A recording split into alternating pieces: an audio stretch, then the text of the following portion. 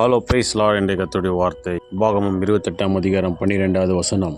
கர்த்தர் உனக்கு தமது நல்ல பொக்கிஷசாலையாகிய வானத்தை திறப்பார். பிரியமானவர்களே, உபகமத்திலே பார்க்கும் பொழுது ஆண்டோடைய சத்தத்திற்கு, ஆண்டோடைய வார்த்தைக்கு நாம் கீழ்ப்படிந்து விசுவாசித்து நடக்கும்போது ஆண்டவர் சொல்லியிருக்கிறபடி ஆண்டவர் தம்முடைய பொக்கிஷசாலையாகிய வானத்தை திறந்து நம்மை ஆசீர்வதிப்பேன் என்று சொல்லுகிறார். மனிதனை ஆண்டவர் ஆசீர்வதிக்க நினைக்கும் போது அவனை இடங்கொள்ளாமல் போகும் வரைக்கும் ஆசீர்வதிக்க வல்லமுள்ள தேவனாக இருக்கிறார். நாம் எதிர்பாராத ஆசீர்வாதத்தை நமக்கு கொடுக்க அவர் வல்லமுள்ள தேவனாக இருக்கிறார்.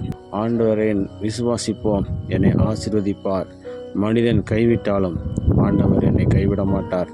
தன்னுடைய பொக்கிஷசாலியாகிய வானத்தை திறந்து என்னை ஆசீர்வதிப்பார் என்று விசுவாசிப்போம். கர்த்தர் தாமே நம்மோடு கொடுத்து பெரிய காரியத்தை செய்ய வல்லமுள்ள தேவனாக இருக்கிறார். பிரார்த்தனை செய்வோம்.